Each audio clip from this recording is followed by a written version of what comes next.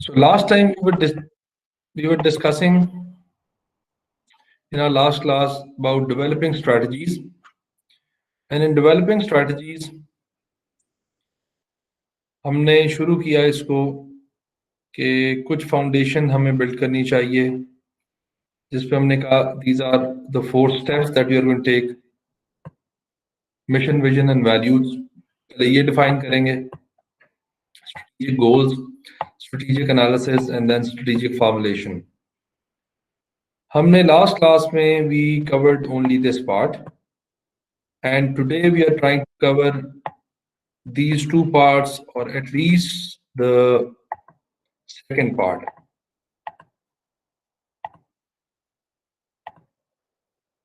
So, and in our next class, inshallah, we're going to cover this part, and फिर हमारा ये 4-step process जो है ये खत्म हो जाएगा. So today's focus is mainly this part, and if we'll have enough time, we will also discuss all of this third part or maybe part of it. And we talked about the mission, that it should include what the organization provides to its clients and information to executives what is expected of them. ये mission statement में हमारे पास होना चाहिए. Then we took a few of the mission and vision statements and we analyzed them. And then we talked about values, and we said that values में कौन-कौन सी important चीजें होनी चाहिए. And then the vision part, 3 to 10 years goals, how organization wants to be perceived by the world. Examples हमने discuss की. And ये हमारा जो था, ये हमने discuss कर दिया हुआ है, but this is what is going to connect us to our today's lecture. Quantification of the vision. और इसके जब हमने एग्जांपल्स देखी तो हमने कहा कि ये 3 क्राइटेरियाज पे हमें देखना पड़ता है विजन को कि वो सूट कर रही है कि नहीं. एंड वो 3 क्राइटेरियाज हमारे पास ये थे. इन 3 क्राइटेरियाज के हिसाब से हम इसको फर्दर इवेलुएट करते हैं. So success indicator is one thing, defined niche is another thing, and the time frame in which we are going to achieve this vision. इसी एग्जांपल को हमने आगे लेके चलना है. So to be a top quartile specialist within 5 years. Okay, so we also talked about this lead university's vision statement. Distinctive ability to integrate world-class research, scholarship, and educate will secure a place among top 50 universities in the world. So इस पे हमने देखा कि ये क्या करना चाहते हैं by 2015. So if they are talking about 2010, तो इसका मतलब है कि 5 साल इन्होंने भी डिसाइड किए थे. Then we talked about some other things about mission, vision, value and strategy, and मैंने आपको assignment they the. Now the first part was mission, vision and values. Second part जो आज हम start कर रहे हैं, that is about strategic goals. Where are we going? So strategic goals जो हैं, that is going to be our next step. And strategic goals में हमने actually करना क्या है? Mainly we have to define and decompose the value gap.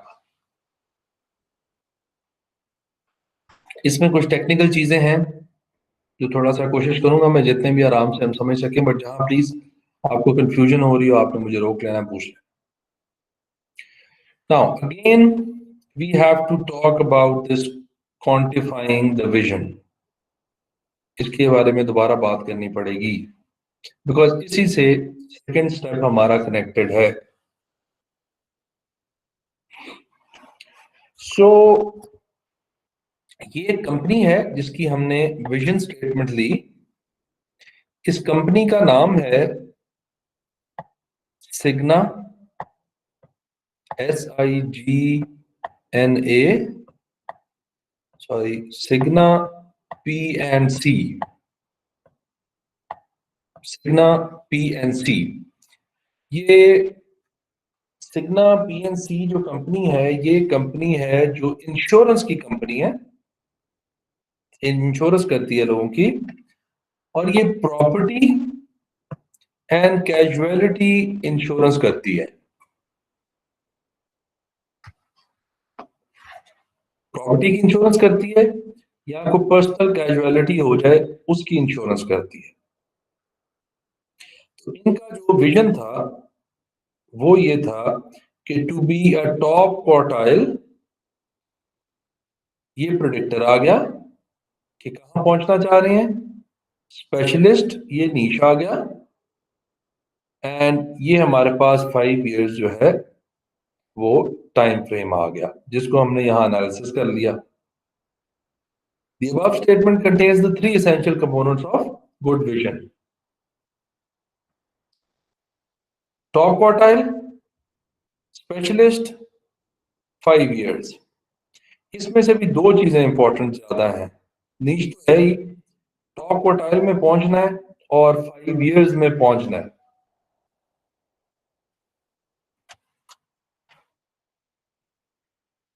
इसको समझते हुए एंड फिर हमने ये भी एग्जांपल देखी, लेकिन ये एग्जांपल हमने आगे लेके चलनी है, तो इसलिए जरा इसको ध्यान में रखें।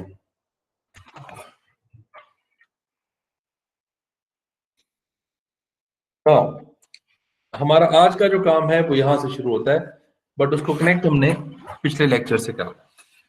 Now, as the company has quantified the vision, it will give you possibility to integrate target setting with the exploration of feasible strategies.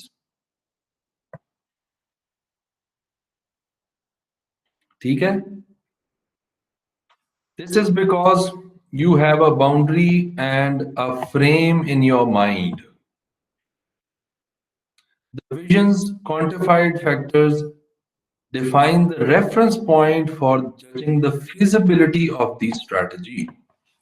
Now, इस पूरे प्रोसेस में हमने जो करना है वो हमने ये देखना है कि क्या हमारी स्ट्रैटेजी जो हम सोच रहे हैं या जो अभी बनाएंगे सोचेंगे वो फीजिबल है कि नहीं।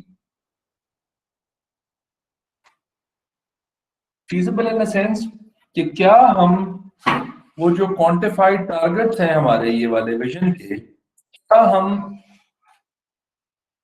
कौन सी ऐसी एक्टिविटीज करेंगे तो हमारे टारगेट्स अचीव हो सकते हैं।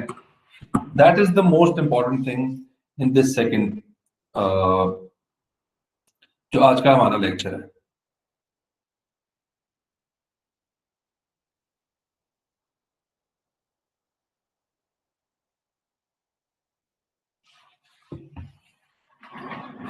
सो let me just check, because बहुत सारे लोगों का मैसेज, आई एम सॉरी, आ रहा है कि क्लास नहीं ज्वाइन कर पा रहे।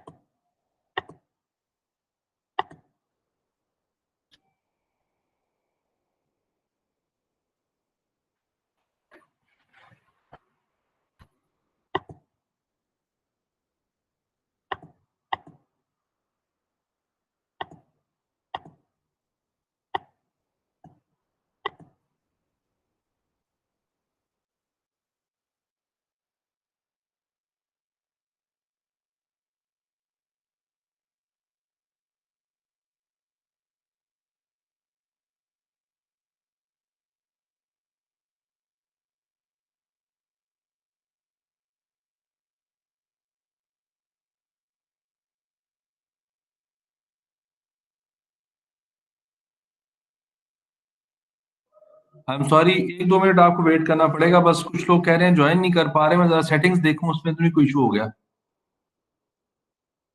Okay, sir. No problem, sir. No problem, sir.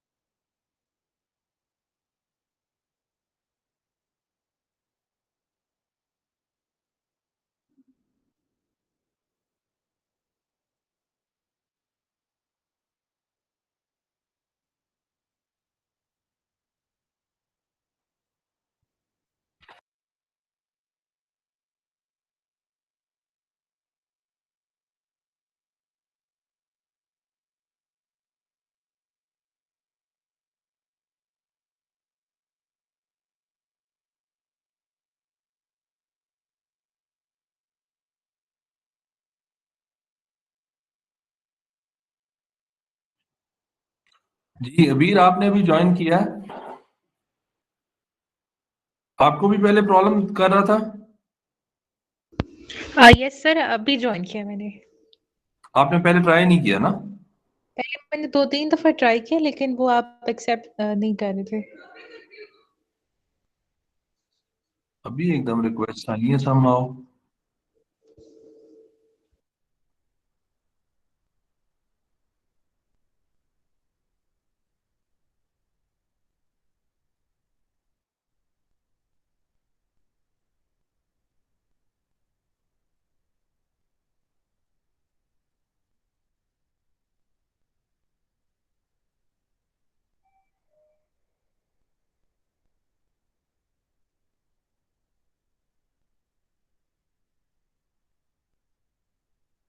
अस्सलाम वालेकुम सर। वालेकुम सलाम। ओके, आई गेस दो चार लोग जो रह गए थे सबने ज्वाइन कर लिया। Thank you sir. मैंने वैसे कुछ नहीं किया, खुद ही आप ज्वाइन हो गए हो। शुक्र है सर, ज्वाइन हो गए। इतनी देर से ट्राई कर रही थी। चलो गुड, अच्छी बात। जी सर। तो हम अभी जो बात कर रहे थे कि जब हम अपनी विजन को क्वांटिफाई कर देते हैं, जब हमें एक पता चल जाता है कि कहाँ पहुंचना चाह रहे हैं, टॉप, हम इसकी एग्जांपल लेके चलेंगे, to be a top quartile specialist within 5 years, तो ये हमारे पास एक फ्रेम आ गया। तो इस फ्रेम के मुताबिक हमने ये देखना होता है कि क्या जो हम एक्टिविटीज कर रहे हैं, क्या वो एक्टिविटीज फिजिबल हैं, और क्या उन एक्टिविटीज को करते हुए हम अपना विजन अचीव कर सकेंगे या नहीं कर सकेंगे। सो इंपॉर्टेंट बात यह है कि आप कभी भी अच्छी स्ट्रेटेजी नहीं बना सकते अगर आपके पास विजन नहीं है और विजन क्वांटिफाई नहीं हुआ होगा। बिकॉज आप कह रहे हो मैंने कहीं पहुंचना है, कब पहुंचना है ये कोई है ही नहीं। जब आपको पता ही नहीं कब पहुंचना है, तो फिर आपके लिए स्ट्रेटजीज बनाना मुश्किल हो जाएगा। एक मैं ऐसे एग्जांपल सोच रहा था तो मैंने यहाँ डाली है, मैंने कहा शायद हमारी इससे थोड़ी सी हेल्प हो जाए before we move towards some other example. आप मुझे ये बात बताएं कि अगर हमने ये डिसाइड किया हो from Islamabad we need to reach Lahore within 3 hours, अब टाइम लिमिट भी हमारे पास है और डेस्टिनेशन भी हमारे पास है। सो डेस्टिनेशन एंड टाइम लिमिट जो है ये दोनों हमारे पास हैं।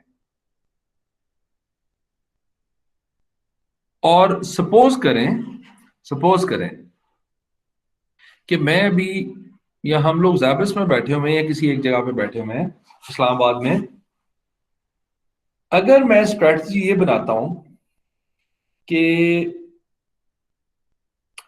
मैंने डेवू पे जाना है, तो कंसिडरिंग एवरीथिंग क्या मैं ये अचीव कर सकता हूं 3 hours वाला गोल? नहीं। नहीं कर सकता। देखो एक्टिविटी तो है, एक्टिविटी वो भी मुझे लाहौर तो लेके जाएगी, but it does not match with my vision. Okay, अगर मैं चाहूं कि मैं अपनी गाड़ी पे अभी निकलूं,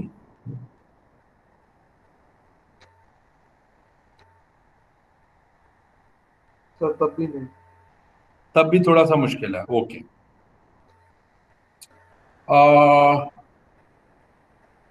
अगर जहाज हो सर फ्लाइट नहीं होगी। Might be possible.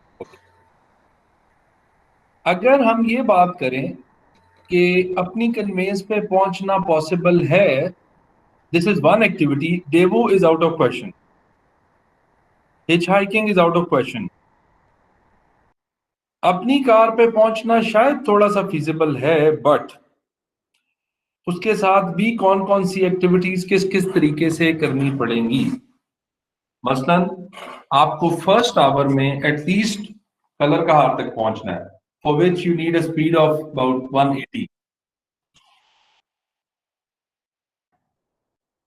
180 की स्पीड है।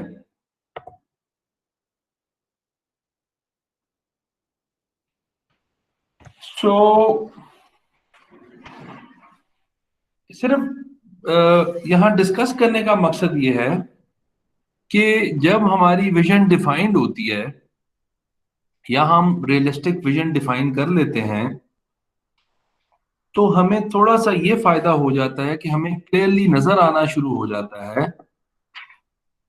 हम कौन सी एक्टिविटीज करें वो ठीक रहेंगी। I have change the example a little, और इसमें मैंने जो टाइम फ्रेम है वो थोड़ा सा एडजस्ट कर दिया है। अब मुझे बताएं कि क्या क्या पॉसिबिलिटीज हैं, कौन सी एक्टिविटीज करके हम यहाँ पहुंच सकते हैं, कौन सी एक्टिविटीज से नहीं पहुंच सकते। Is Daewoo still a possibility? जी sir. It is a possibility और इम्पॉसिबिलिटी? पॉसिबिलिटी है सर। पॉसिबिलिटी है, ठीक है। अपनी गाड़ी? बिल्कुल है। अपनी गाड़ी इस हालात में बिल्कुल सही पॉसिबिलिटी है। Daewoo station to station 4.5 hours लेती है, मे बी, या 4 आजकल जो भी है।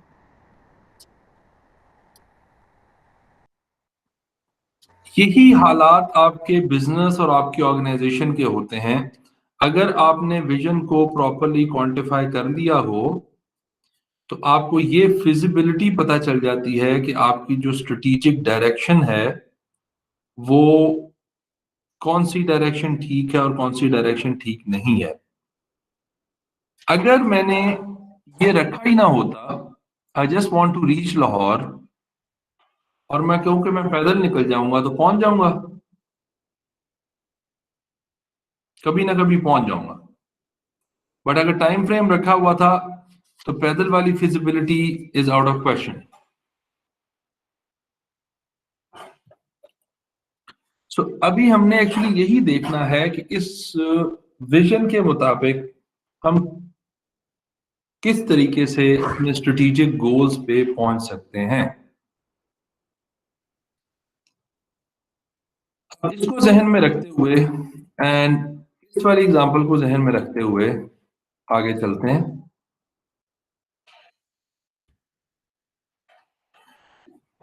With the stretched targets of success embedded in the vision, the executive team defines the value gap. जब एक दफा विजन बन जाती है, क्वांटिफाई हो जाती है, तो आपके जो एग्जीक्यूटिव्स हैं, जो टॉप ऑर्डर लोग हैं, वो टीम जो है वो बैठ के वैल्यू गैप को डिफाइन करती है। पहले वैल्यू गैप एक्चुअली क्या है? Value gap is the difference between the desired outcome and what could be achieved by maintaining the status quo with the existing strategy. देखो, आपको ऑलरेडी 2, 4, 5, 10, 100 साल हो चुके हैं आपके बिजनेस को, अनलेस के it's a completely new business. तो क्या आप जिस स्ट्रेटजी से चलते जा रहे हो, चलते आ रहे हो,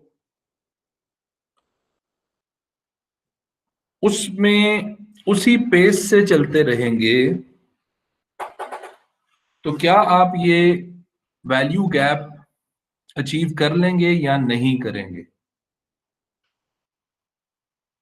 थोड़ा सा मुझे जरा एक यहाँ मैं आपसे पूछता हूँ स्टेटस को वाली जो बात है इसको हम यहाँ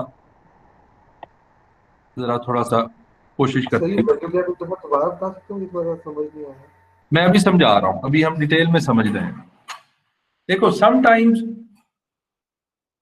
एक स्ट्रेटजी होती है जिसको कहते हैं स्टेबिलिटी स्ट्रेटजी, बस जो है उसको स्टेबल रखें, जिसमें स्टेटस को मेंटेन करना जरूरी होता है। अब उसके बारे में मैं आपको समझाता हूं, फिर आपको let's suppose this is the timeline, this is the current timeline, यहां हम हैं अभी, दिस इज 2020, दिस इज 2020। हमारा जो लेट्स सपोज पैसे की टर्म्स में बात कर लेते हैं या सेल्स की टर्म्स में बात कर लेते हैं।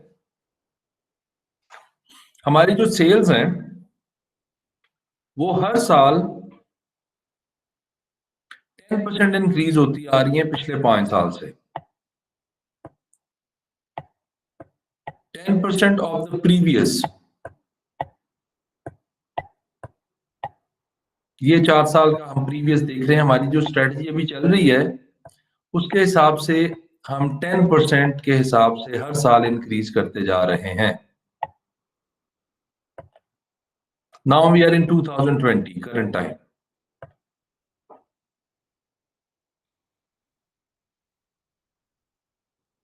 अगर हम अगले सालों को भी एक्सपेक्ट कर रहे हैं कि 10% ही हर साल इंक्रीज होती जाएगी,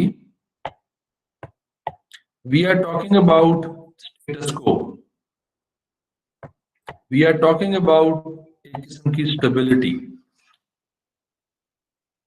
हम कुछ एक्टिविटीज चेंज नहीं कर रहे तो फिर हमारी जो प्रीवियस स्ट्रेटजी है उसके हिसाब से हम 10% हर साल इंक्रीज करते जाएंगे सेल्स में।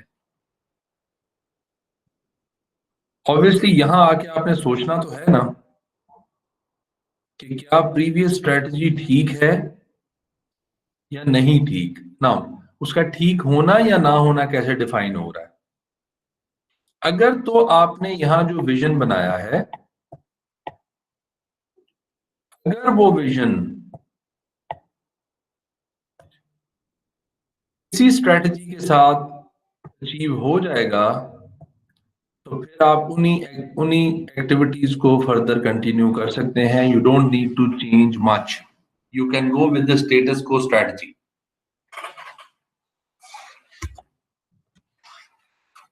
अब विजन आपका ये है कि आपने अगले 5 साल में, अब जरा थोड़ा सा और ये मैथमेटिकल और टेक्निकल हो जाएगा, आपके पास इस वक्त 2000 सेल्स है या 2000 कस्टमर है। आपकी स्ट्रेटजी ये है, सॉरी आपकी विजन ये है कि आपने इन नेक्स्ट 5 इयर्स आपने अपना कस्टमर बेस जो है वो 2500 पे लेके जाना है,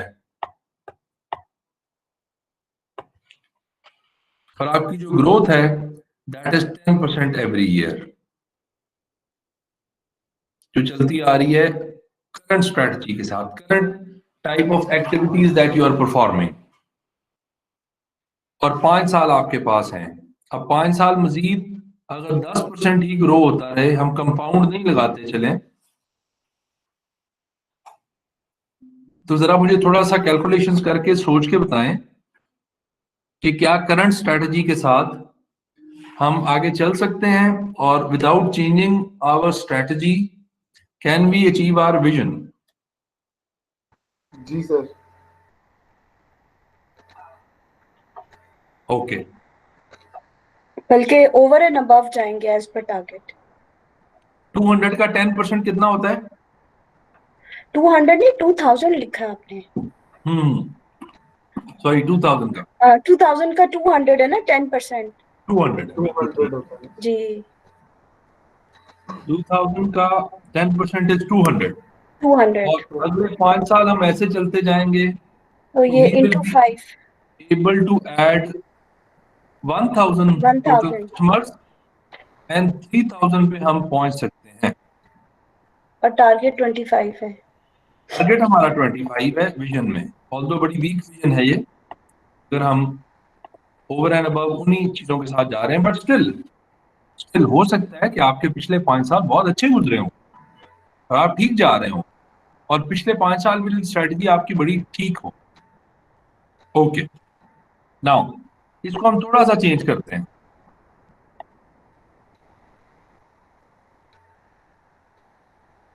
थोड़ा सा इसको चेंज करते हैं और हम इस फिगर को न्यू फिगर ये देते हैं, हमने पहुंचना है 4000 कस्टमर्स पे। 4000 कस्टमर्स पे पहुंचना है। Now what is our situation? Strategy change करनी है सर, हमें चेंज करनी ये- पड़ेगी स्ट्रेटेजी। क्योंकि 3000 तक हम स्टेटस को के साथ पहुंचते हैं, लेकिन विजन हमेशा जरा आपको चैलेंजिंग होनी चाहिए, अदरवाइज तो फिर फायदा नहीं है। तो अब मुझे बताएं कि अब किस रेट से हम अगले 5 साल जाएंगे तो ये चीज अचीव हो सकती है। Sir annual growth of 20%। 20%। Okay, good, शाबाश। करंटली क्या चल रही है? 10%। 10%। 10। We need 20% in all the remaining 5 or the coming 5 years.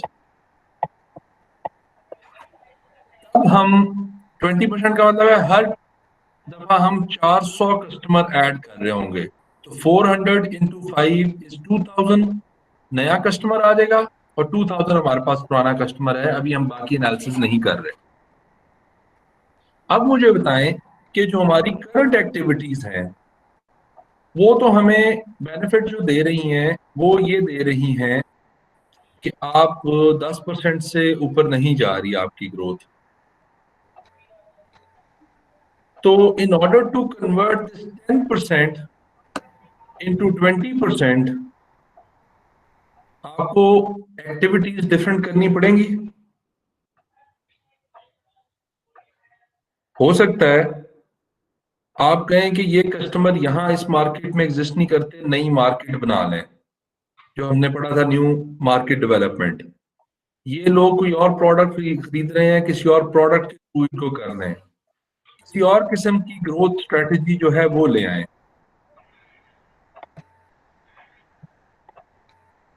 सो इसका मतलब ये है कि इसमें अभी हम जी एक्सक्यूज मी सर, उसमें ये भी तो हो सकता है कि जो हमारे अवेलेबल रिसोर्सेज हैं उनको अगर हम एनहांस करें। फॉर एग्जांपल जैसे आपने इस्लामाबाद से लाहौर जाने की एग्जांपल दी, 3.5 जो था वो अचीवेबल टारगेट था अगर हम बाय एयर ट्रेवल करते। तो बिल्कुल वो एक रिसोर्स की बात है। आप यहाँ कहते हैं ये 10 से 20% हो जाए, माइट जी। Be with the same strategy अगर हम अपने रिसोर्सेज बढ़ाएं और ठीक है। उसी में हम अपना आउटपुट भी इंक्रीज कर सकते हैं। बिल्कुल सही है। रिसोर्सेज बढ़ाने का मतलब क्या है इससे? आई मीन जैसे आपकी HR मैन पावर है, फॉर एग्जांपल कोई भी ऐसी एक्टिविटी आपने करनी है, अगर आप वो लिमिटेड रिसोर्स में कर रहे हैं, उसको एनहांस करने से आपकी आउटपुट बढ़ती है। ठीक है, तो ये भी एक इनडायरेक्ट फैक्टर तो होता है इम्प्रूवमेंट बिल्कुल का। होता है। अच्छा, क्या हमारी अब आप थोड़ा सा मुझे इसका जरा सोच के बताना, क्या हमारी HR बढ़ाने से हमारी चीजें बिकना शुरू हो जाएंगी, या मार्केट बनाने से या प्रोडक्ट बनाने से HR की जरूरत पड़ेगी? Which is dependent on which? नहीं, I think all the time resources बढ़ाने से काम नहीं चलेगा, बट टू सम एक्सटेंट कहीं ना कहीं ये हेल्प कर सकती है। ठीक है, गुड। सो मेरा जो मेन यहाँ जो पॉइंट मैं क्लियर करना चाह रहा हूं ना, वो ये है कि अगर तो आपका काम चल रहा है प्रीवियस चीजों से, स्टेटस को से, तो तब आपको स्ट्रेटजीज चेंज करने की जरूरत नहीं है। लेकिन अगर आपका विजन 5 साल में अचीव नहीं हो रहा with the status quo, then you need to think differently. और अब आपके पास रूम है कि आप इसको 20% को किस तरीके से अचीव कर सकती हैं। एक चीज ठीक है, there can be multiple possibilities, हमें एक्टिविटीज फर्क करनी पड़ेगी। अच्छा, एक और चीज, एक और पॉइंट फिर हम थोड़ा सा इसको करते हैं। लेट्स गो टू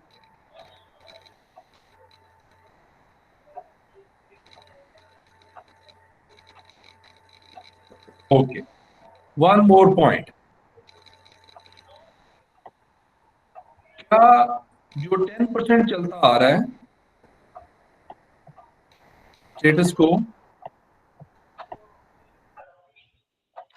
और रिमेनिंग मुझे 2000 कस्टमर्स चाहिए, 2000 कस्टमर्स चाहिए मुझे विद इन 5 years, 5 years का टाइम है मेरे पास। जरा थोड़ा सा गौर से इस बात को सुनिएगा। I have 5 years, 1 2 3 4 5, okay. Is it important कि मुझे 2020 के साथ ही चलना है, और do you think it is feasible कि मुझे हर साल 20 करना है? And do you think it is feasible कि मैं फौरन 10 से जंप करके 20 पे पहुंच जाऊंगा? नहीं, आई थिंक ग्रेजुअल इंक्रीज भी हो सकता है। ग्रेजुअल इंक्रीज भी हो सकता है, ओके गुड। और ये मुझे ये कंपल्शन,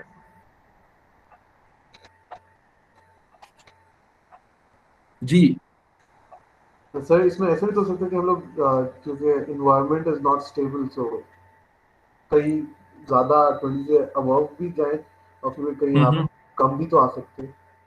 ओके, ये भी हो सकता है। एनवायरनमेंट वगैरह का भी हम डिस्कशन करेंगे इसके बाद वाले में, और आप सही कह रहे हो कि वो प्रॉब्लम्स भी आ सकती हैं। But feasibly, what if I go with this combination? 12 in the first year, 18 in the second year,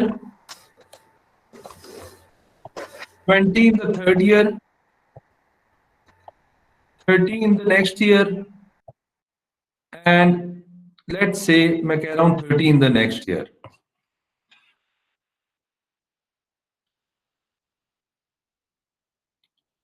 Now this is one of the options. Or what about 12, 18, 22, 28, 30?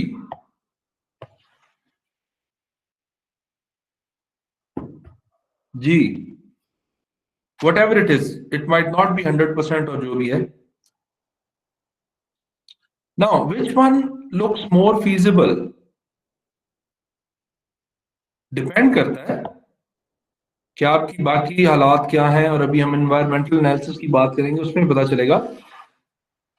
But you have multiple strategic options.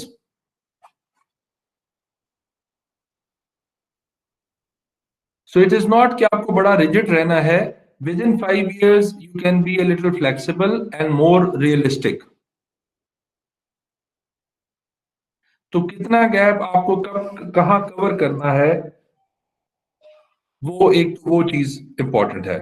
ये आपको थोड़ा सा idea दे देगा कि vision को कैसे, quantified vision को कैसे अचीव करना है थ्रू डिफरेंट एक्टिविटीज।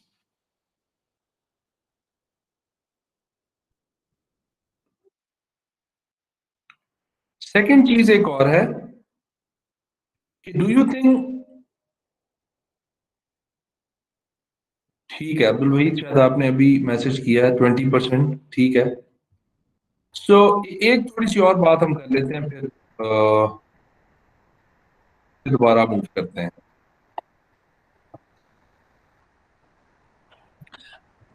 ऑब्वियसली मेरे पास अगर मैंने प्रॉफिट ही बनाना है तो मेरे पास दो ऑप्शंस हैं।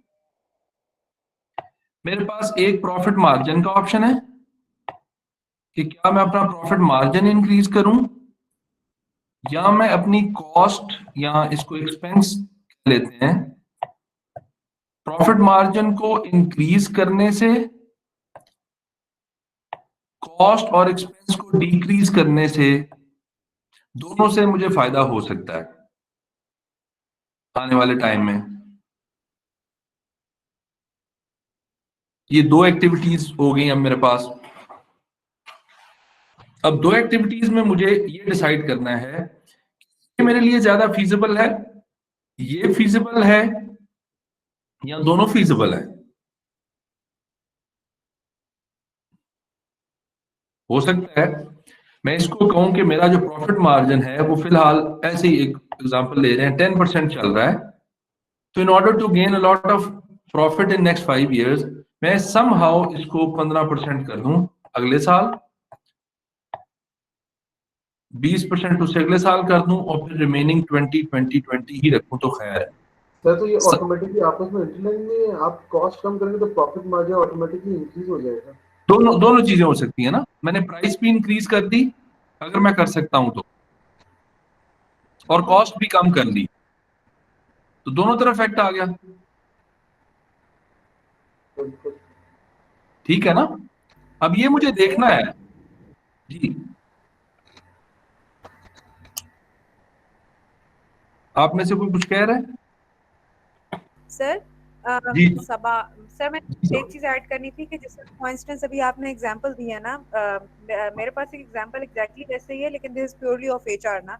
फॉर इंस्टेंस ऑलमोस्ट 2 साल पहले हमने अपना एक ऑब्जेक्टिव बनाया था which was के we were around 8% of gender diversity, तो we thought of like to go around 20% in next 5 years ना। ह्यूज नंबर था, लेकिन अब जिस तरह आप कह रहे हैं कि कंसिस्टेंटली आप 10% हर दफे नहीं बढ़ा सकते। हमने पहला साल प्योर इस तरह रखा ही जेंडर सेंसिटाइजेशन के लिए था, यानी वो डिपार्टमेंट्स जिनमें आपके पास जीरो जेंडर डाइवर्सिटी है, हमने पहले उनको सेंसिटाइज किया था डिफरेंट सिचुएशंस में कि भाई आप लोगों ने अपनी जेंडर डाइवर्सिटी आपके लिए क्यों इंपॉर्टेंट है। हमने उनके फोकस ग्रुप सेशंस किए थे, ये थे हमने अपनी परसेंटेज कोई 1-8% उस साल रखी थी। नेक्स्ट ईयर हमने उनके ऑब्जेक्टिव्स में डाल दिया था एग्जीक्यूटिव कमेटी मेंबर्स और डिपार्टमेंट हेड्स लेवल के ऊपर, यूनिट डिवीजन हेड्स पे, कि भाई 20% तक जेंडर डाइवर्सिटी आप अपने अरसे में करनी है। फिर जिस तरह आप स्ट्रेटजीज का बता रहे हैं कि आप प्रॉफिट देखते हैं, आप अपना एक्सपेंस देखते हैं, हमने पिछले 3-4 सालों का टर्नओवर का ट्रेंड निकाला था कि अर्ली हायरिंग टर्नओवर क्यों होता है, मैटरनिटी लीव्स के बाद आपकी फीमेल ज्यादा जा रही होती हैं, क्यों जा रही होती हैं, क्या कोई ऐसी चीज है जिसमें हम, यू आर राइट के प्रोबेबली इट्स नॉट कि आप सिर्फ परसेंटेज बढ़ाने पे जाओगे, आप दूसरी चीजों के ऊपर भी जाओगे, और it would be a mix of strategies कि आपने उसको कैसे लेके चलना है, और that would be with an incremental change. बिल्कुल ठीक होएगा ना जी, बिल्कुल, वेरी गुड एग्जांपल। और ये भी होता है कई दफा, जैसे अभी सभा ने बताया कि मल्टीपल चीजों को आपको देखना होता है, और एक और हमारे पास इनपुट आई, प्राइस बढ़ाने से, सॉरी कॉस्ट कम करने से ऑटोमेटिकली ये हो जाता है कई दफा। अच्छा खैर, अभी उस पे आते हैं। आपने कॉस्ट भी कम करनी है, तो कॉस्ट कम करने से आपको जो फायदा हो रहा है दैट इज, तो हम ये पैसे ही गिन लेते हैं कि हमें पैसों का फायदा हो रहा है एडिशनल, और कॉस्ट कम करने से हमें जो पैसा बच रहा है वो 20 रुपए इधर बच रहे हैं, 15 रुपए इधर बच रहे हैं, 13 रुपए इधर बच रहे हैं, 15 रुपए फिर इधर बच रहे हैं, और 20 रुपए इधर बच रहे हैं। अब क्या हुआ, अब देखें, अगर आप एक ही एक्टिविटी की तरफ देखते रहेंगे तो आपका गेन है 15%, लेकिन अगर एट अ टाइम आप टारगेट्स ये रखते हैं अपने कि दो एक्टिविटीज को मिला के आपने कुछ करना है, तो अब आपने वो कॉम्पोजिट कर लिया 15 प्लस 20, नाउ आप एक साल में 35 का गेन कर रहे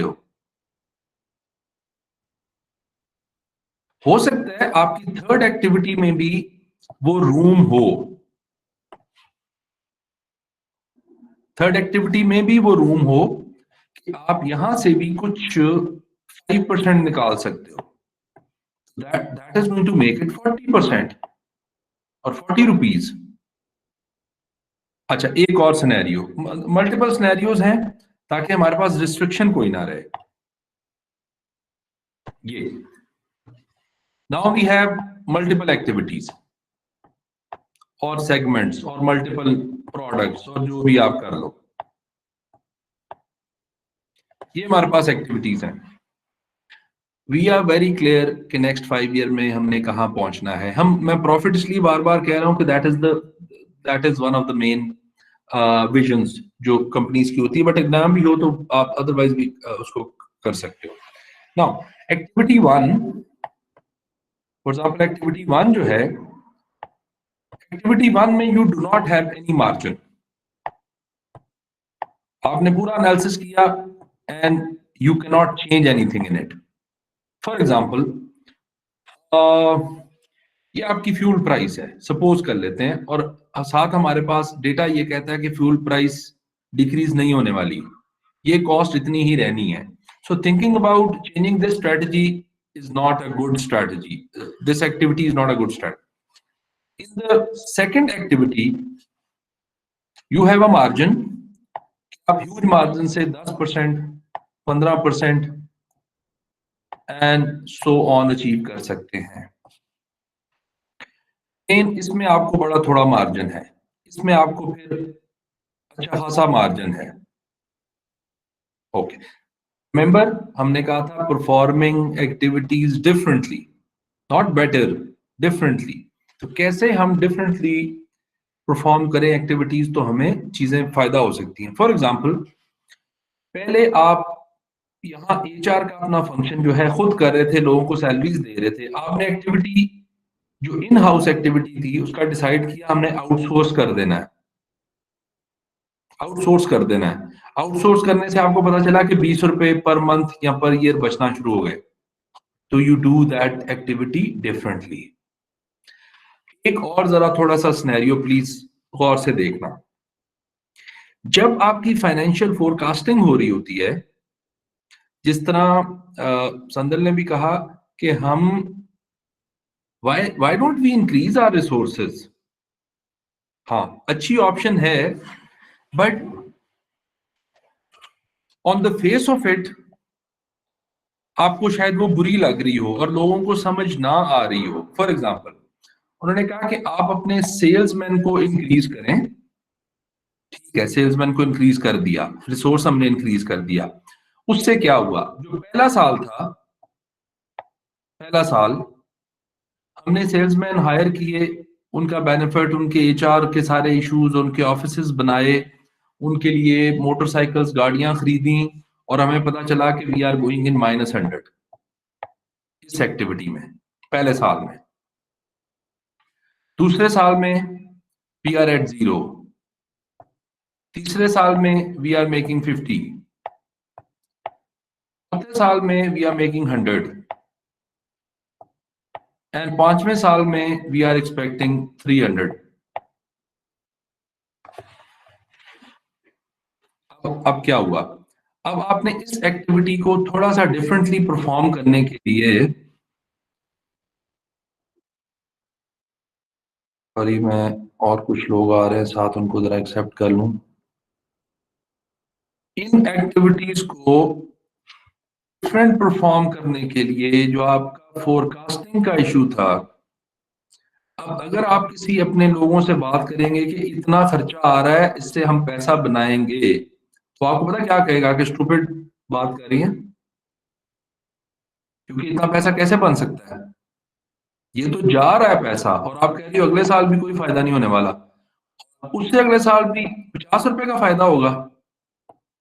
तो 3 साल तो आपको कुछ आ नहीं रहा, 3 साल तक आपकी कैश फ्लोज नेगेटिव शो हो रही हैं। तो मुझे ना बताएं कि ये एक्टिविटी ठीक है, हमारी स्ट्रेटजी को अचीव करने के काम आएगी, बट जो आपके पास टाइम लिमिट है, ये आपको ये थोड़ा सा फ्रीडम दे देगी कि now you can show them कि in the 4th year we are going to hit net 50% and in the 5th year overall strategic level पे इसको जो फायदा होगा इस चीज को, that is going to be 350। But initially आपको आउटफ्लोज नजर आ रही हैं, एंड पे आपको नजर आ रहा है कि हाँ 5 साल में इवेंचुअली ये एक्टिविटी 350 का एडिशन करेगी। तो कई दफा ये भी प्रॉब्लम्स होती हैं एक्चुअली उन एक्टिविटीज पे।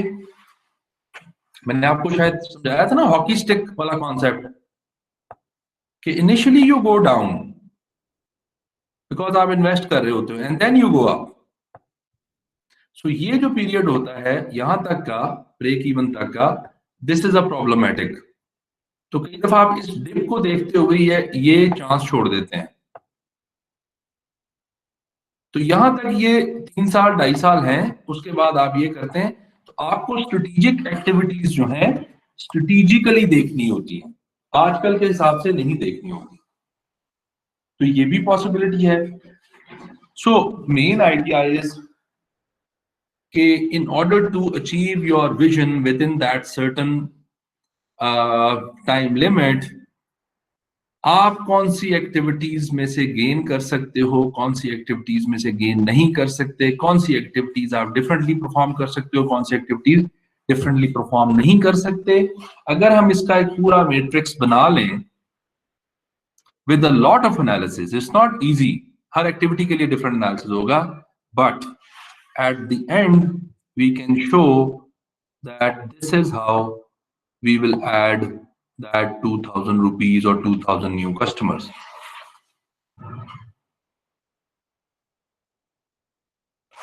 So आपको बहुत सारी एक्टिविटीज को देखना पड़ता है।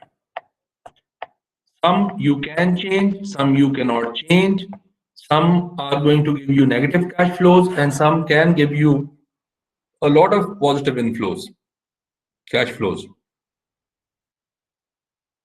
But this is only possible when you have a quantified vision, पहली बात। अब फॉर एग्जांपल इसकी बात कर लेते हैं, ये लीड्स यूनिवर्सिटी, हम इसको 2025 कर देते हैं अपने लिए आज के हिसाब से। 5 साल में इन्होंने 50 यूनिवर्सिटीज, टॉप 50 यूनिवर्सिटीज में पहुंचना है। फिलहाल ये 150 पे हैं, ठीक है, ये 150 नंबर पे हैं, टॉप 50 में 5 साल में पहुंचना चाहते हैं। ये देखेंगे, ये आई एम श्योर जो यूनिवर्सिटी में लोग हैं उनको जरा ज्यादा समझ आ जाएगी कि क्या बात करना चाह रहे हैं। रैंकिंग किन एक्टिविटीज पे होती है? रैंकिंग होती है आपकी फैकल्टी में कितने पीएचडी हैं, आपकी पब्लिकेशंस कितनी है, आपका इंफ्रास्ट्रक्चर कितना है, बिल्डेड एरिया कितना है, मल्टीपल और चीजें कितनी है। So these are the activities. So इन एक्टिविटीज को अगले 5 साल आने वाले टाइम पे आप कैसे रैंक करते हो कि यहाँ कितना इंक्रीज करना है, यहाँ हम इंक्रीज नहीं कर सकते, यहाँ इंक्रीज कर सकते हैं ज्यादा, और यहाँ इंक्रीज कर सकते हैं थोड़ा बहुत, और इसमें बहुत सारा इंक्रीज ला सकते हैं, पॉसिबिलिटीज हैं। लुकिंग एट, अभी हम देखेंगे कि क्या क्या चीजें देखनी होती हैं। This is how at the end of the 5 years you are going to achieve the vision that you have set. तो क्या आपको इन सारे एरियाज में कौन सी ऐसी इंप्रूवमेंट चाहिए कि आप वो काम करें जो टॉप 50 यूनिवर्सिटीज कर रही हैं? इस पे कोई किसी का क्वेश्चन, कोई चीज कोई ऐसा है या कहीं कोई चीज तंग कर रही हो तो वो पहले मुझे बताएं।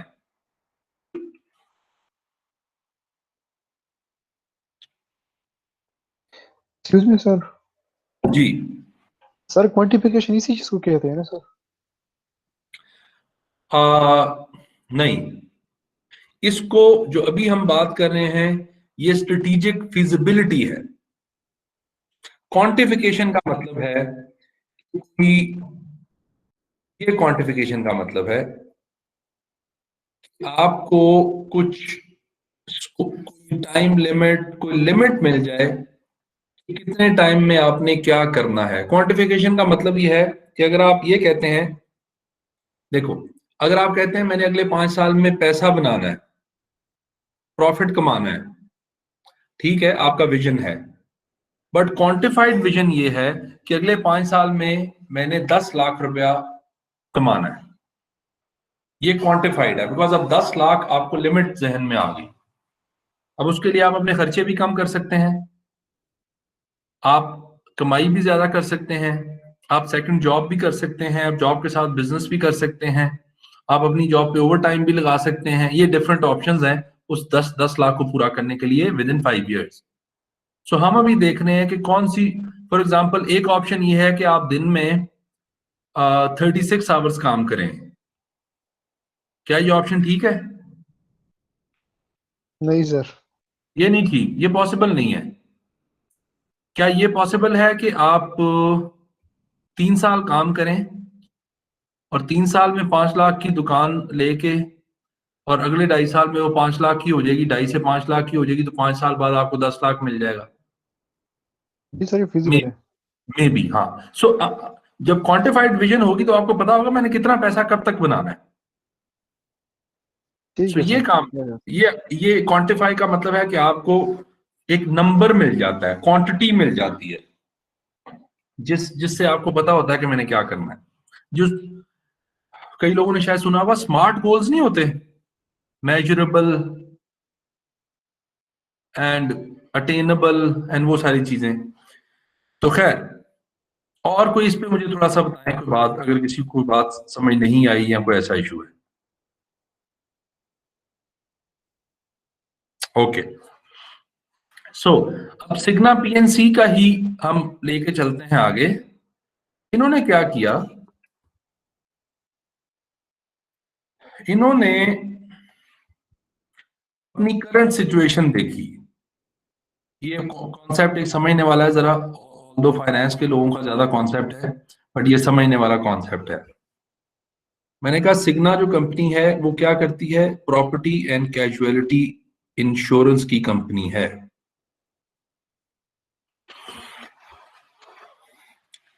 इनका पैसा,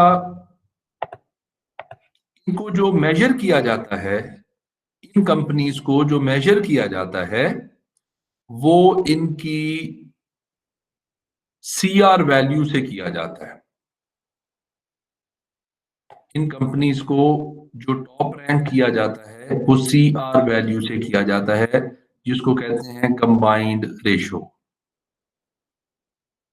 ठीक है, और इसके बारे में एक चीज जरा जहन में रख लें, सीआर के बारे में हम फाइनेंस के कॉन्सेप्ट में ज्यादा नहीं जाएंगे, बट इसके बारे में एक चीज जहन रख लें, द लेसर द बेटर। जितनी कम सीआर की वैल्यू होगी उतनी कंपनी ज्यादा अच्छा कर रही होगी। जैसे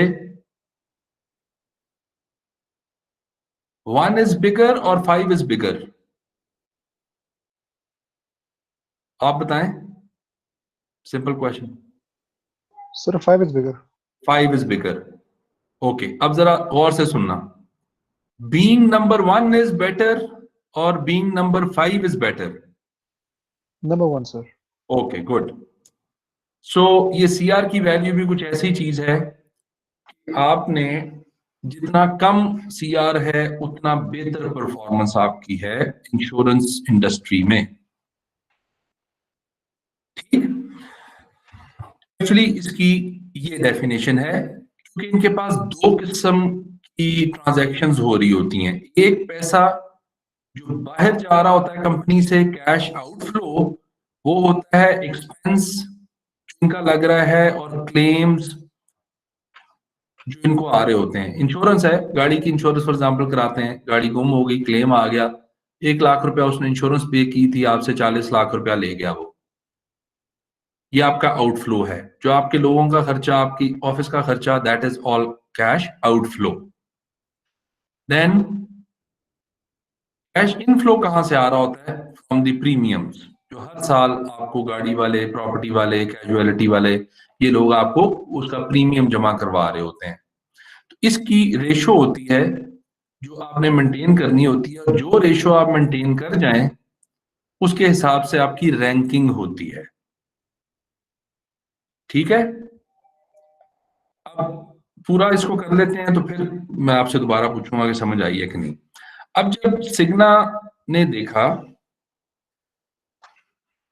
ये CIG है वैसे, सिग्मा वालों ने देखा कि हमारी कंपनी जो है फिलहाल वो कहाँ है, तो इनको पता चला कि हमारा CR combined ratio is at 140।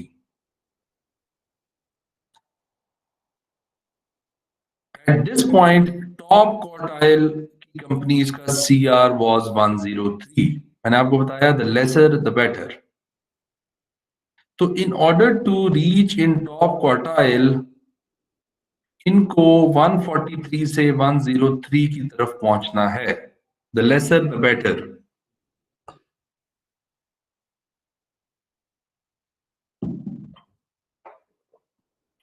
अब जरा यहां देखें क्वेश्चन कौन कौन से आंसर हो रहे हैं। Where are we now?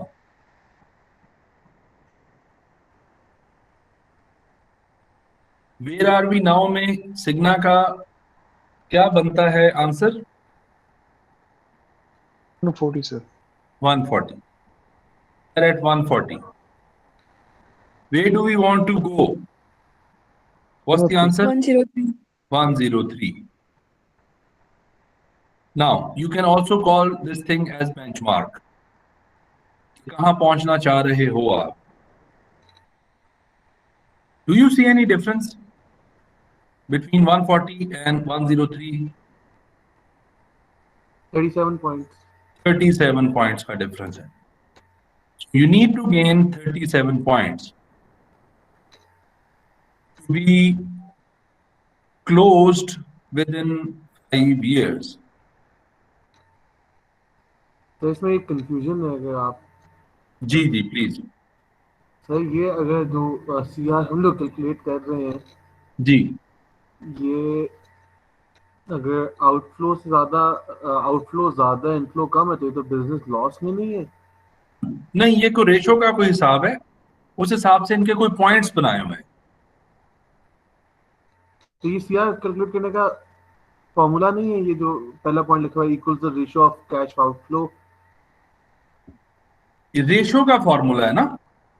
अच्छा ठीक हो गया, रेशो का फॉर्मूला है,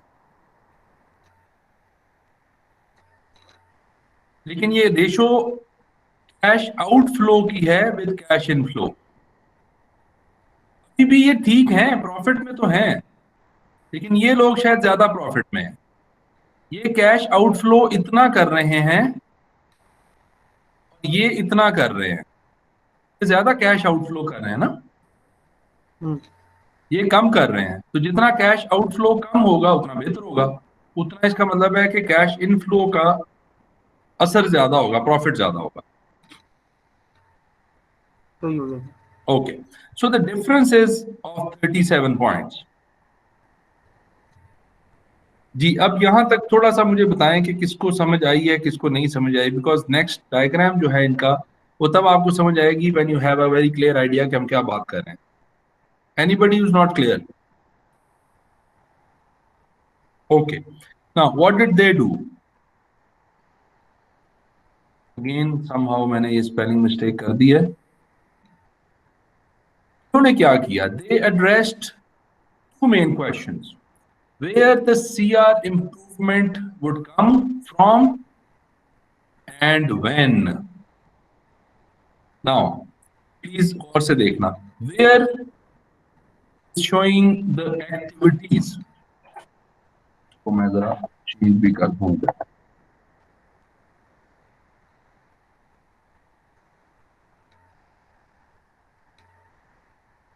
Where is the activities? Define कर रहे हैं, and when is time. Time. Good. ये दो इंपॉर्टेंट क्वेश्चंस इन्होंने एक्चुअली आंसर किए कि कौन कौन सी एक्टिविटीज में हम बेहतर कर सकते हैं एंड कब कब बेहतर कर सकते हैं, जो भी हम बात कर रहे थे। Okay, then Cigna came up with 4 strategic themes which means activities. फिलहाल इसको एक्टिविटीज समझ लो आप। Where each representing an independent value creation, किसी और पे डिपेंडेंट नहीं होती, वो अलहदा से आपको वैल्यू क्रिएशन कर सकती है। Okay, then it was estimated how much each theme can contribute to closing the gap. And it was also decided in each theme how quickly to achieve the value gap target during the designated time. ये इन्होंने कुछ बैठ के option Sochi and they reached to the conclusion. अब देखें जरा, These are their strategic themes. Activities इसको नहीं, इसलिए नहीं कह रहे कि अभी ये एक्टिविटीज नहीं है। एक्टिविटीज हमें जरा थोड़ा सा लेटर स्टेज पे जाके पता चलेगी। ये समझ लें रफ आइडिया है, एग्जैक्ट आइडिया अभी नहीं होगा, because there are many things to be analysed before we can surely say कि ऐसे हो सकता है। ओके, कौन सी इनकी थीम्स है? Improve agents productivity, focus on target markets, align underwriting and claims, upgrade underwriting systems, या जो भी उनके हैं तरीके। देखो इसमें बहुत कुछ हो सकता है। आप प्लीज माइक किसी का ऑन है, अगर बंद कर दें जब बोलना हो तो कर लें। Okay, so improve agents productivity is a theme। हो सकता है इसमें ही मल्टीपल ऑप्शंस आपको मिले एक्टिविटीज की। Focus on target markets, markets है, पता नहीं किस किस को टारगेट करना पड़े आपको, बट थीम है। Align underwriting writing and claim, again another theme. Upgrade underwriting, another theme. Okay, now based on these themes इन्होंने कहा कि ये वो थीम्स हैं जहां शायद हम कुछ अपने आप को बेहतर करके पॉइंट्स गेन मींस पॉइंट्स हम ऊपर ले जा सकें, विच मींस हम अपना जो सीआर है वो डिक्रीज कर सकें। फिर इन्होंने कहा, अब आप देखें, मुझे बताएं कि पहले साल में इनका कोई चीज चेंज हो रही है? नहीं सर। पहले साल में कहीं इनको कोई गेन नहीं मिल रहा, बिकॉज उन्होंने एस्टिमेट लगाया होगा ना। तो पहले साल में इनको किसी किस्म का कोई गेन नहीं मिल रहा। They are going 0 0 0 0 0। यहां नेगेटिव का मतलब है फायदा हो रहा है। कहाँ क्या पॉइंट्स नेगेटिव गेन कर सकते हैं, कहाँ कहाँ कमियां दूर कर सकते हैं। ओके, सेकेंड ईयर में इनको पता चला कि अगर एजेंट्स की प्रोडक्टिविटी हम 11 पॉइंट इंक्रीज कर सकते हैं, लेकिन आगे इसके मजीद कोई चांसेस नहीं है, तो यही हम 11 का गेन कर सकते हैं। और सेकेंड ईयर में दूसरी एक्टिविटी जो चेंज हो सकती है that is focus on target markets, लेकिन उसके बाद इसमें भी शायद रूम ना रहे। शुरू के 2 साल ना तो हम ये चीज प्रॉपरली इंप्लीमेंट कर सकते हैं और ना इससे को फायदा उठा सकते हैं, बट हो सकता है आपको अगले साल, उससे अगले साल, उससे अगले साल, और अगले साल, उससे अगले साल एंड उससे अगले साल आपको कुछ ना कुछ फायदा हो जाए। हम इसको एक और इसका टोटल बना लेते हैं कि इस एक्टिविटी से हमें फायदा हुआ 11 टोटल 5 साल बाद, इससे हुआ 6, इससे कितना हो रहा है 10, और इससे हमें फायदा हो रहा है 10।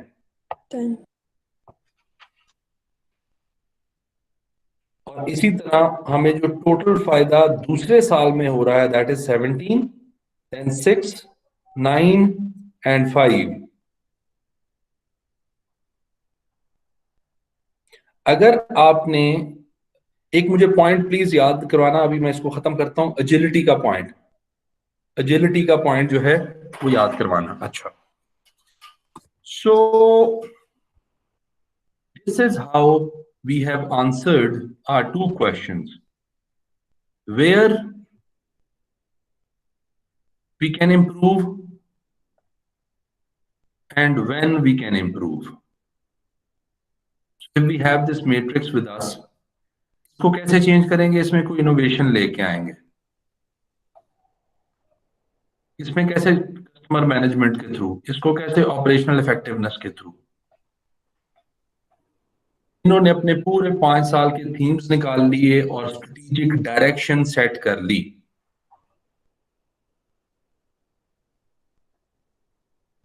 एक्सक्यूज मी सर, ये केपीआईज भी हो सकते हैं? Key performance indicators,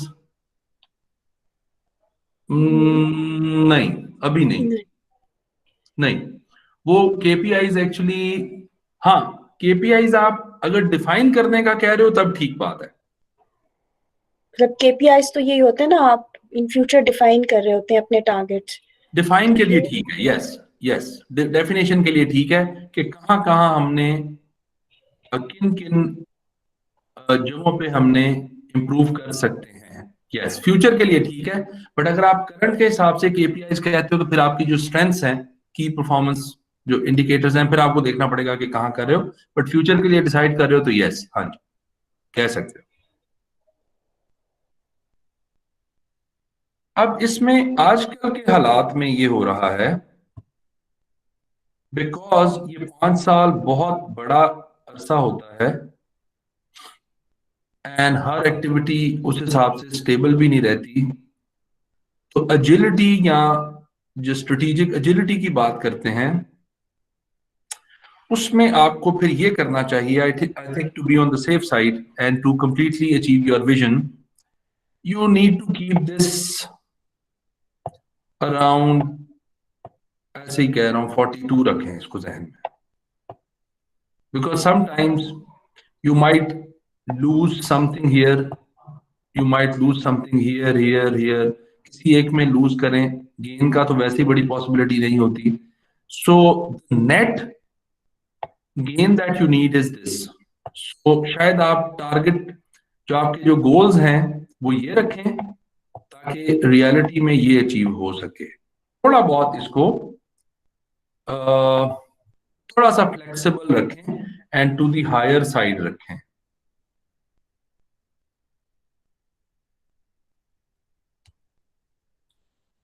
जी, इससे को थोड़ी सी क्लैरिटी हुई है कि कैसे हमने विजन को अपनी स्ट्रेटेजिक थीम्स में कन्वर्ट किया है।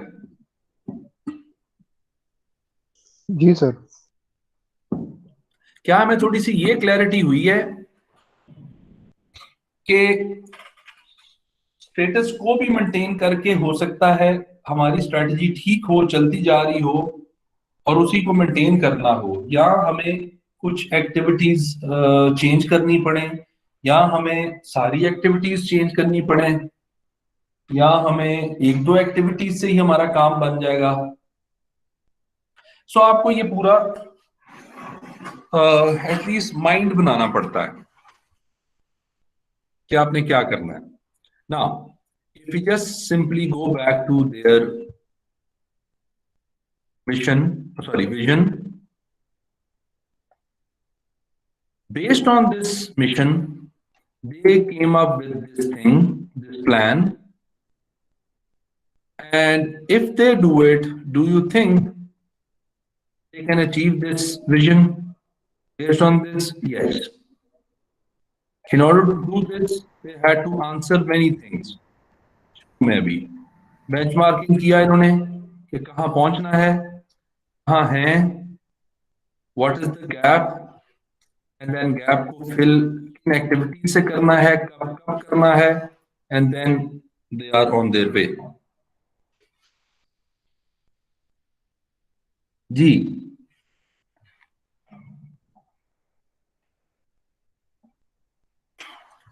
एक ये जो हमने ये काम यहाँ किया है, ये सारा सिग्मा PNC का काम जो हुआ है, इनको इस लेवल पे मैंने आपको कहा ना कि एक्टिविटीज नहीं कहेंगे एज सच, इस टाइम हम इनको कहेंगे इन्फॉर्म्ड एस्टिमेट्स।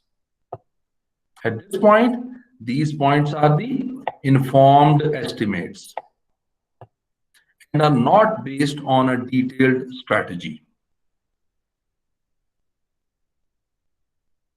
अभी स्ट्रेटेजिक डिटेल्स इसमें ऐसा सच नहीं आई, अभी सिर्फ स्ट्रेटेजिक डायरेक्शन आई है, स्ट्रेटेजिक थीम्स आए हैं और फीजिबिलिटी आई है। बट लुकिंग एट दिस, अगर ये आप किसी टॉप मैनेजमेंट आपको दिखाती है या टॉप मैनेजमेंट को आपकी स्ट्रेटेजी दिखाते हैं, व्हाट कैन वी से, is this strategic direction feasible और not based on this work? and based on this work, feasibility में yes no का पता चल जाएगा?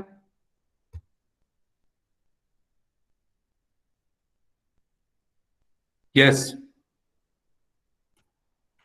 किस पे अचीवेबल लग रहा है, रियलिस्टिक लग रहा है? So these are informed estimates and are not based on detailed strategy. This just showed the feasibility of the overall strategy and laid down the groundwork for more detailed thinking with each strategic theme. But still, यही direction है. आपको ये पता चल गया कि आप GT road पे नहीं जा सकते और आप मोटरवे पे जाएंगे तो 4.5 घंटे में पहुंचेंगे. Direction is clear, but there are many minor details and major details that you need to consider.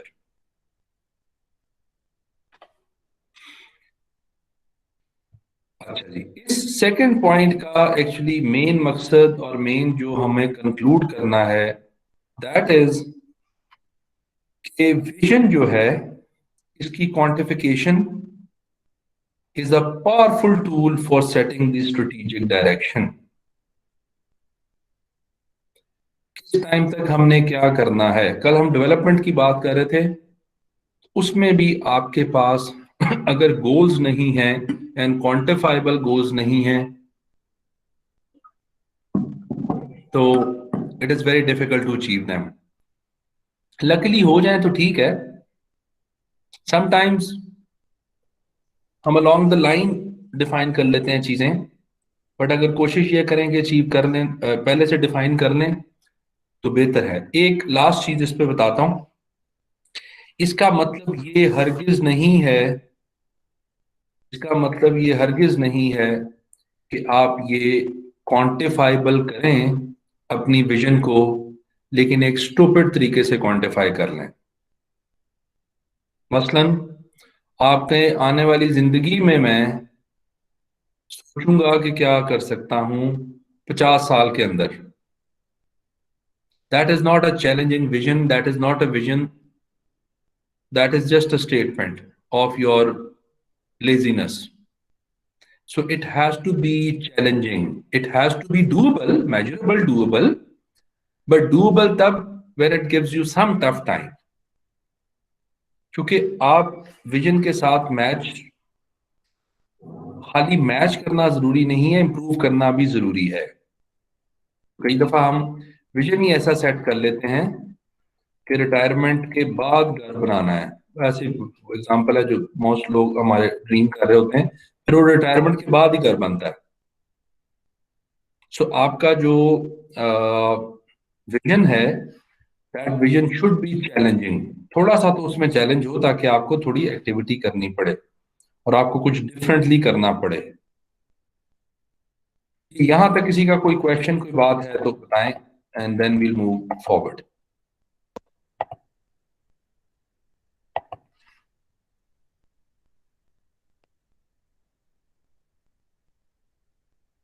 Okay. The third step is a more detailed and a nitty-gritty step, जिसमें आपको हर स्ट्रेटेजिक थीम के आगे yes no की options मिल सकती हैं further, कि उसमें कौन सी एक्टिविटीज में चीजें हो सकती हैं, कौन सी एक्टिविटीज में चीजें नहीं हो सकती. So now when you have a clear picture of what can and needs to be what can be achieved,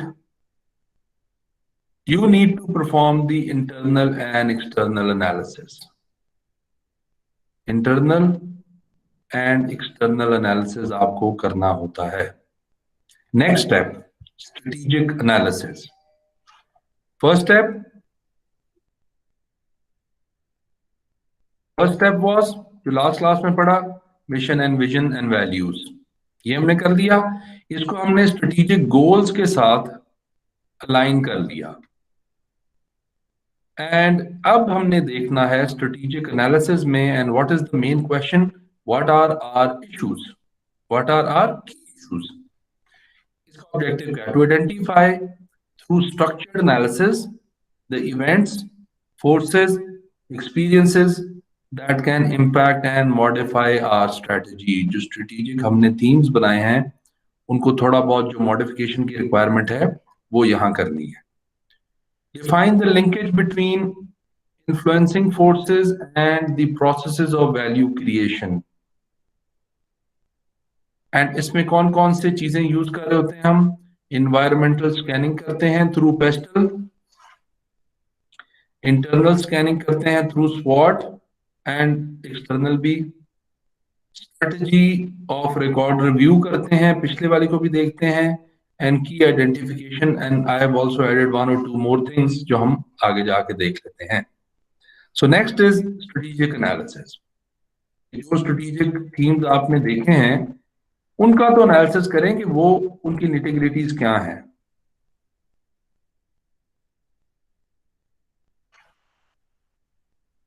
अच्छा जी, इसका हमारा मेन ऑब्जेक्टिव या मेन हम इसमें क्या करेंगे? Assessing the impact of industry trends. आप सोच रहे हैं कि आपने नई प्रोडक्ट डेवलपमेंट करनी है, आपकी इंडस्ट्री के ट्रेंड्स ऐसे हैं कि they do not let you go for a new product, कोई फायदा नहीं है। कंपनी की अपनी परफॉर्मेंस फिलहाल कैसी है, company is position in relative to competitors, and understanding how company currently delivers value. अगर आप जो हमने थोड़े बहुत एनालिसिस पहले पढ़े हुए हैं, 5 फोर्सेस से हमें किसी हद तक ये पता चल जाता है कि इंडस्ट्री किस तरफ जा रही है। जी सर। कंपनीज ओन परफॉर्मेंस हमें डिफरेंट एसपीयूज और डिफरेंट हमारे प्रोडक्ट्स बीसीजी से पता चल सकते हैं। जी सर। और ये बीसीजी की तरह का ही ये कंपेटिटर मैट्रिक्स होता है जिसमें आप अपने आप को पोजीशन कर लेते हो।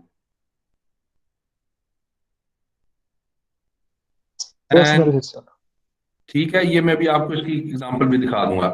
And understanding how company currently delivers value, ये आपकी जो आपका स्ट्रेटेजिक रिव्यू होगा पिछला, कि अभी तक स्ट्रेटजीज कैसे चल रही हैं, कितनी कामयाब हैं और क्या क्या उसमें इश्यूज हैं और क्या क्या आपकी स्ट्रेंथ्स हैं, ये उससे पता चल जाएगा।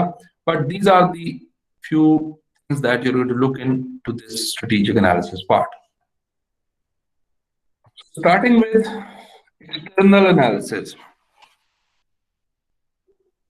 एक्सटर्नल एनालिसिस, एक्सटर्नल एनालिसिस आप ये करते हो कि आप पेस्टल कर देते हो, पेस्टल के थ्रू आप चीजें कर सकते हो, political, economical, social, technological and legal issues. मसलन looking at current situations of economy, आपको पता है dollar is continuously increasing, gold is continuously increasing and all other things. So you need to keep this economical trends in mind, political trends in mind, social trends in mind. पूरी society अभी तो currently it's at the verge of change. Nobody is shaking even hands. People are not wise. People are not traveling too much. People are more concerned about their health now. Legal issues. बहुत सारे issues legal भी होते हैं आजकल की। Regulations क्या हैं, rules क्या हैं, लॉज क्या हैं, ये सारी चीजें, टैक्सेस क्या हैं, वो इकोनॉमिक्स एंड लीगल दोनों में आ जाएगा। एंड टेक्नोलॉजी कैसे चेंज हो रही है, what is going to be happening after 5 years। So आप पेस्टल, मैंने बिकॉज आपको एक दफा पहले भी बताया हुआ है, so you look at this thing external analysis में। देन एक्सटर्नल एनालिसिस में you look at these 5 forces, Porter's 5 forces. I hope all of you remember rivalry, substitute का threat, new entrant threat, bargaining power of the buyer, bargaining power of the supplier. This will give you some insight about what you can do and what you cannot do. For example, हम कह रहे थे कि prices हम increase कर सकते हैं, कोई ऐसा इशू नहीं है. What if there is a very high threat of substitute? We can not increase prices. What if there is a high bargaining power of the supplier? We cannot reduce cost. What if there is a very high bargaining power of the buyer? Again, we need to spend a lot of money on retaining that customer. So you need to be very careful कि क्या activities कर सकते हैं, क्या नहीं कर सकते, and उन एक्टिविटीज में ही आपको एनालिसिस में ही आपको एक्टिविटीज की रिफ्लेक्शन आना शुरू हो जाएगी. The third is the comparative analysis, which means plotting a graph on two or more scales to show position or competitors with regard to your position in the industry. BCG की तरह का ये होता है, लेकिन BCG नहीं होता. BCG की तरह का आपने ग्राफ बनाया होता है. मैं अभी आपको इसका एक सैंपल देखता हूं, अगर मुझे क्विकली मिल.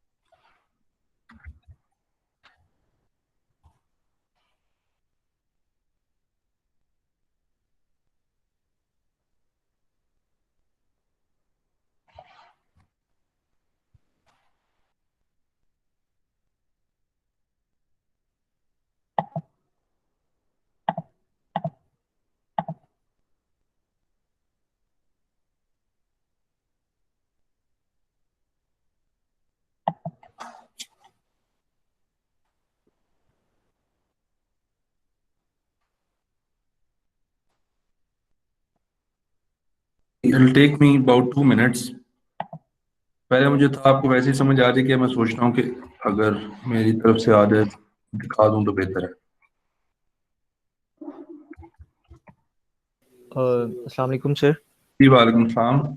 सर आज बड़ा इंपॉर्टेंट लेक्चर शुरू का मिस हो गया है. कोई इस तरह का हो सकता है कि कोई आखिर में क्विक रिकैप दे दीजिएगा.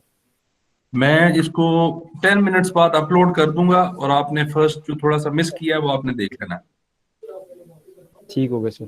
सर वो रिकैप तो थोड़ा कर सा दूंगा, लेकिन काम थोड़ा सा करने और है, तो अगर ना हो सका रिकैप तो you will see the recording. Sir एक वो चीज़ बता दीजिएगा, वो जो जी, बेसिकली कुछ G4 था, वो ऊपर पता नहीं आपको ऊपर सिग्मा का बता रहे थे, सिर्फ वो कॉन्सेप्ट बता दीजिएगा बस. सिग्ना कंपनी है जिसकी एग्जांपल हम डिस्कस कर रहे हैं. ठीक है. हम्म. ठीक हो.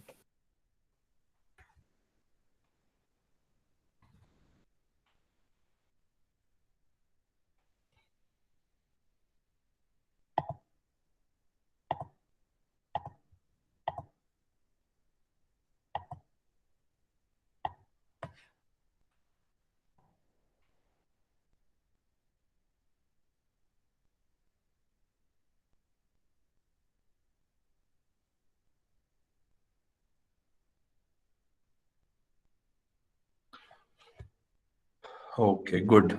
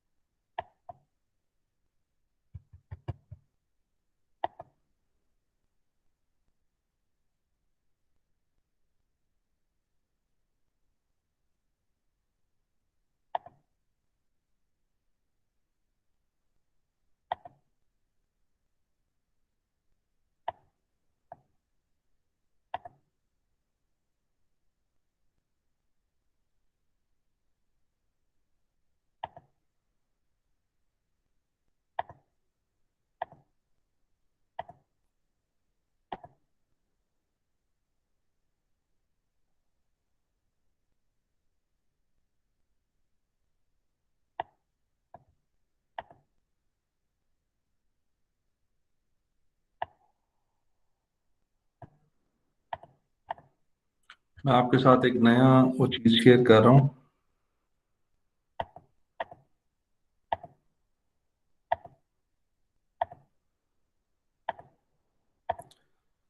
ये एक हाइपोथेटिकल सी चीज है।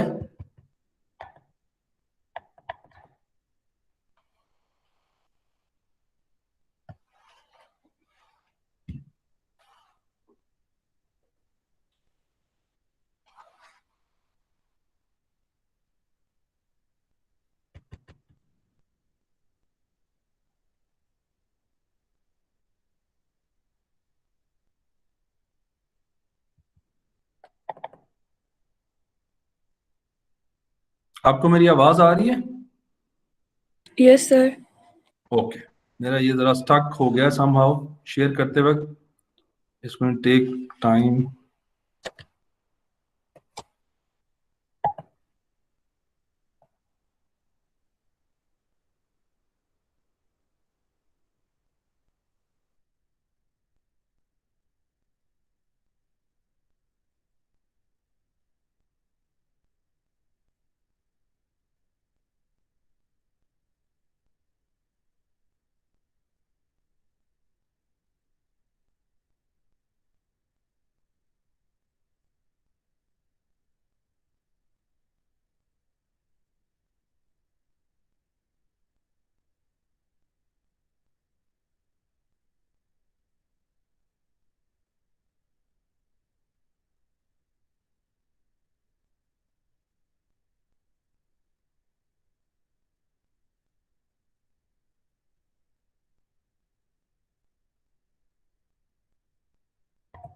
Okay, can you see the screen?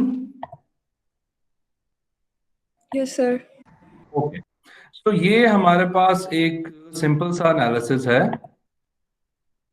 जो कि इस्लामाबाद रावलपिंडी बिजनेस स्कूल्स का फॉर एग्जांपल समझे बना हुआ है। So इसमें let's say it is hypothetical और इसको दो उस पे बनाया हुआ है, दो किसी कितना आपका मार्केट शेयर है और कितनी आपकी मार्केट अट्रैक्टिवनेस है। तो एक तरफ मार्केट अट्रैक्टिवनेस है, एक तरफ मार्केट शेयर है। This is about all the companies in the industry. You can easily locate कौन सी जो है वो यूनिवर्सिटीज का है, तो कौन सी यूनिवर्सिटी कहाँ एग्जिस्ट कर रही है in terms of different things. So let's suppose if you want to locate Zabist, so Zabist is here.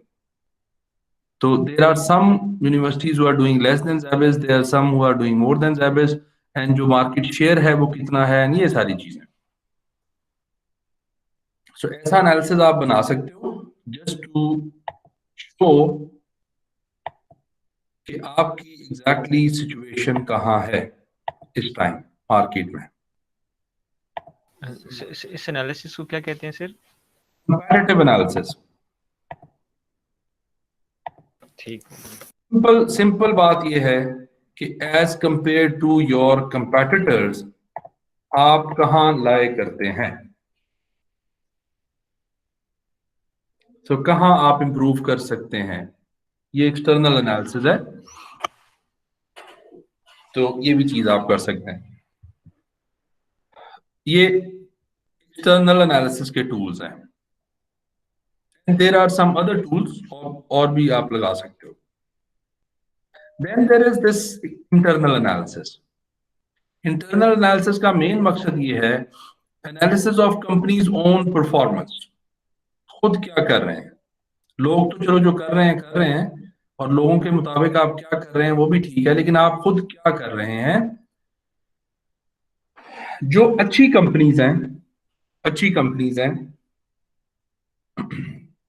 Strategy के लिए बड़ा इंपॉर्टेंट है। हमें टाइम मिलेगा तो उस पर हम थोड़ा सा जरूर काम करने की मैं कोशिश करूंगा, but it's a very complicated और वो तो विल ट्राई कि हमें टाइम मिलेगा इंशाल्लाह।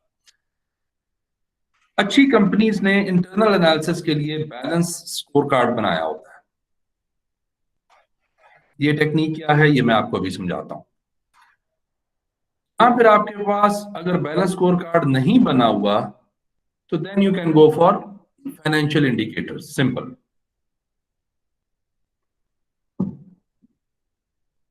ज्यादातर लोग फाइनेंशियल इंडिकेटर्स को ही यूज कर जाते हैं कि आप प्रॉफिट बनाते आ रहे हैं और अभी प्रॉफिट बना रहे हैं, fine, but balance score card is a more detailed thing. Value chain analysis, ये probably आज हम नहीं cover कर सकेंगे. SWOT analysis, आपको सबको पता है क्या होता है, और एक हम फिर इनको अभी मिक्स करके अपना लेक्चर खत्म करेंगे. बैलेंस स्कोर कार्ड स्वॉट मैट्रिक्स, इसको कहते हैं BSC स्वॉट मैट्रिक्स. ठीक है, सो अभी परेशान नहीं होना कि बहुत सारे नाम आ गए हैं, इसको वन बाय वन हम देखते हैं. पहली चीज balance score card. Balance score card क्या है और उसको समझने के लिए क्या करना पड़ेगा. ये तो वैसे बैलेंस स्कोर कार्ड एंड स्वॉट का मैट्रिक्स है, लेकिन हम जरा पहले बैलेंस स्कोर कार्ड को समझ लें कि उसका मकसद क्या है.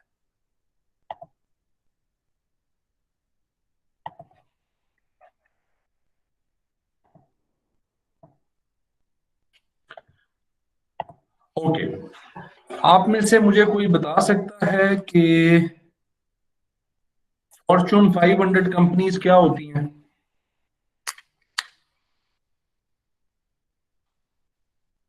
जी, Fortune 500 companies. Why do we call them Fortune 500 company?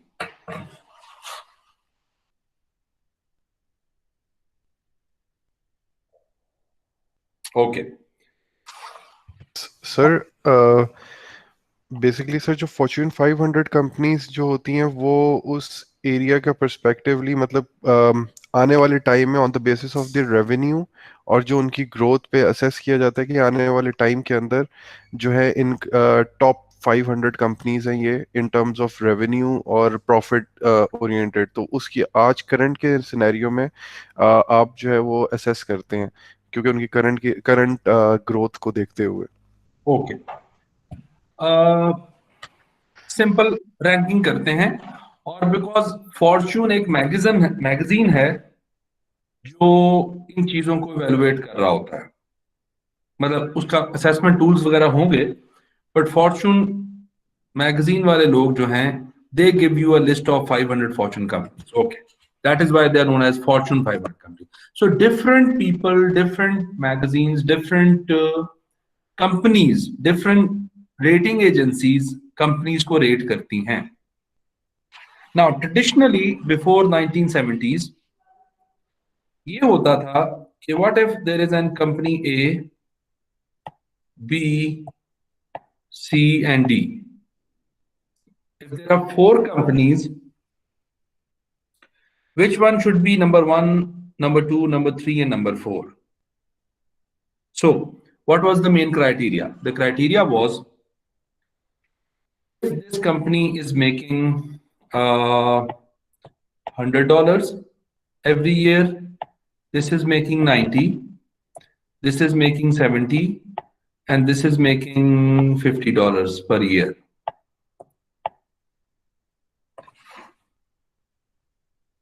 Definitely they will say number 1 company, number 2 company, number 3 company and number 4 company.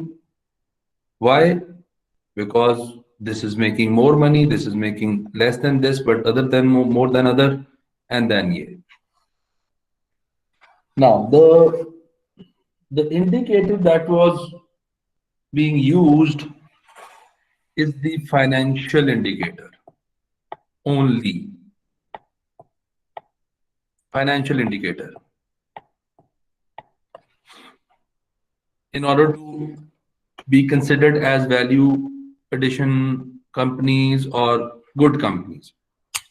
Financial indicator. 1980s के बाद कुछ authors, कुछ writers, कुछ businesses ने मिलके एक नई टर्म और एक नया फॉर्मूला और एक नया तरीका जो है वो ऐड किया. अभी पूरे मैट्रिक्स पे ध्यान देने की जरूरत नहीं, just keep in mind these 4 things.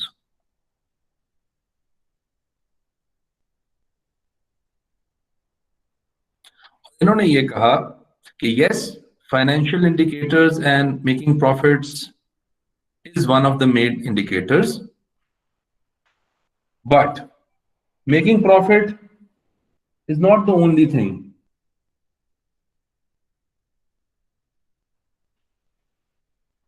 There are other things that companies must do. Now, what are those other things?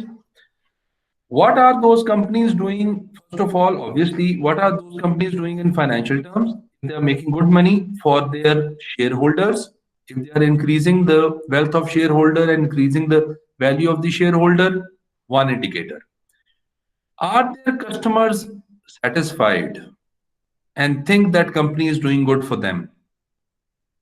Second indicator. Are those companies improving their internal processes? Are those companies are keeping their people, their HR, happy, productive, useful, and they're taking care of their well-being? So instead of one indicator, the rating agencies or companies have started using 4 indicators. So when they started using 4 indicators, companies thought and companies started measuring their performance in these 4 indicators. What are they doing to make profits? This is the primary thing. Are their customers happy and delighted with them? For example, you can measure this through जो भी आपने assignment की है, net promoter score. If your net promoter score is in positive and good, you are doing good in this area. Innovation, improvement, quality improvement, ISO certification, and all those things are internal processes. HR practices, employees' well-being, high performance work practices, all those things are about your people. Now, if you want to be ranked at number 1, number 2, there are more than financial indicators. So a company who's doing good here will also be assessed on customers. Let's suppose customers, they are at 50. They will also be assessed at internal processes. Let's suppose they are at 25. They will also be assessed on their people. Let's suppose they are at 50. And here maybe 50, 50, and 50. Here they are 70, 70, 50, 60. Here they are 50, 60, 70, 60. Now calculate and let me know which one is the best company. Please आप जरा जल्दी जल्दी इसको calculate करें. 225. First is 225. Okay.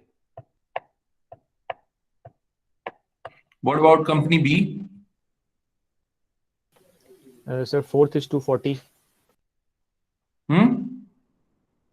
Fourth is 240. Fourth is 240. This one. Are you sure? Yes. Second 240 है. Sir second भी 240 है और थर्ड जो है वो है 250. 250.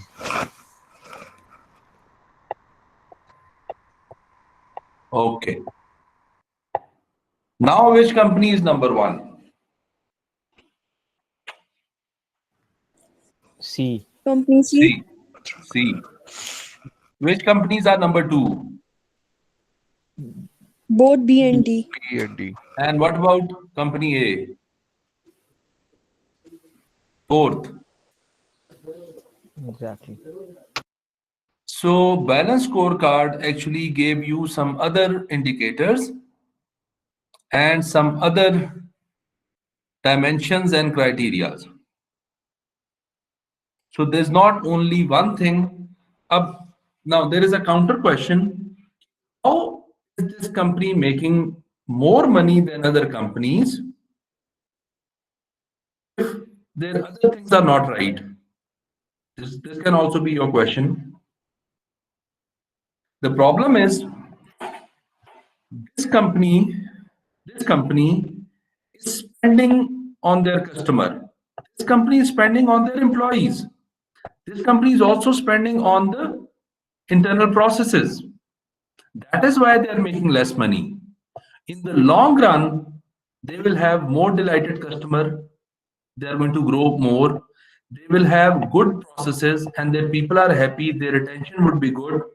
So actually, it is not, the outcome should not only be measured in terms of how much money they are making, but in the long run, what are they going to do? They are making a lot of money, but they are spending very less on their internal process.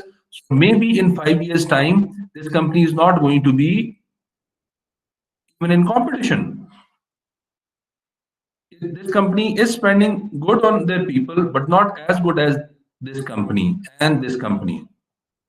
So there might be some good people who may join this and this company,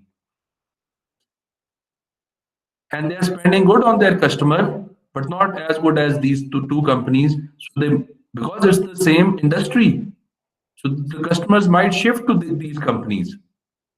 This is fine, but these companies are giving more value to their customers. So this is what actually is the main concept of balance scorecard. But it is not only used for ranking, it is used for other strategic measurements.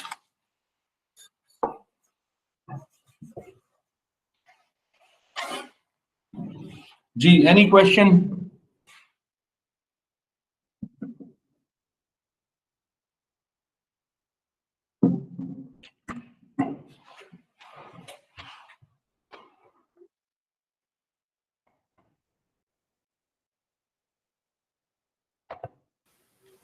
Sir, balance scorecard is basically a strategic tool. मतलब organizations अपनी strategic objectives को achieve करने के लिए use करती हैं. तो वैसे मैंने थोड़ा सा इस पे काम किया हमारी organization पे, जब हमारी committee में थी balance scorecard बनाने और implement करने की, I was part of that. बिल्कुल सही, ऐसे ही है. स्ट्रेटेजिक टूल है जो आपको अपने ऑब्जेक्टिव्स और अपनी उस पे जो अभी थीम्स वगैरह आइडेंटिफाई किए हैं उस पे रखता है कि आपने किस एरिया में कितना अचीव कर लिया है, एंड बड़ा अच्छा वो आपका ट्रैक रह जाता है. इसका से थोड़ा सा कस्टमर्स का ये है कि इसमें दोनों हैं, इंटरनल कस्टमर्स और एक्सटर्नल कस्टमर्स दोनों कवर होते हैं. बिल्कुल कवर होते हैं, लेकिन अभी मुझे लगता है कि एक और कॉन्सेप्ट हमें ठीक करना पड़ेगा. What do you think? Who are internal customers? Sir internal customer वैसे तो हमारे एम्प्लॉयज ही कंसीडर होते हैं. ये सब जरा गौर से बात सुने. फॉर एग्जांपल, मैं हायर कंपनी में जॉब करता हूं और मैं हायर का फ्रिज लेके आता हूं घर. मैं इंटरनल कस्टमर हूं?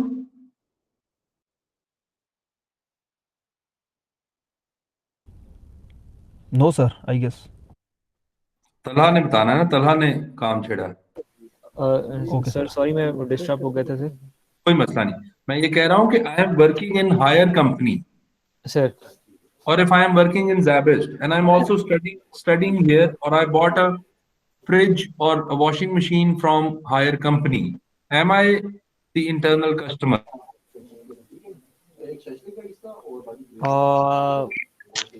सिनेरियो थोड़ा समझने को डाइजेस्ट करने की कोशिश कर रहा हूँ कि you're a faculty member of Zabist and you've purchased fridge from higher.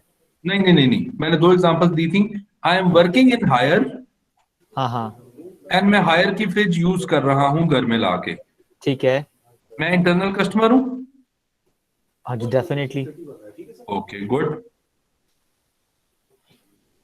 तो ये तो अच्छा हुआ कि हम कुछ तो इस पे थोड़ा सा काम करेंगे. जी, बाकी लोग बताएं मुझे. इसको तो ऑफ करके नहीं सर, मेरा नहीं ख्याल ये इंटरनल कस्टमर होंगे। ओके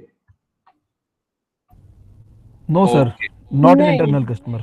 नहीं, इंटरनल नहीं This is है, external. ये एक्सटर्नल ही रहेंगे। एक्सटर्नल ही रहेंगे, ठीक है। अब जरा थोड़ा सा अटेंडेंस लगाने से पहले मैं इंटरनल कस्टमर के बारे में आपको समझा दूं। बात तो आपने ठीक की है तलहा, कि दोनों का ख्याल रखना होता है, बट इंटरनल कस्टमर का मतलब क्या है? रिमेंबर एन असेंबली लाइन, एक चीज असेंबल हो रही है, फॉर एग्जांपल हायर का फ्रिज है, and here I am one of their employees and I am working on hire का fridge in the assembly line, और ये फ्रिज की बेस मेरे पास आई है। इस बेस को मैं ठीक करने की कोशिश कर रहा हूं, मतलब इस बेस पे मैंने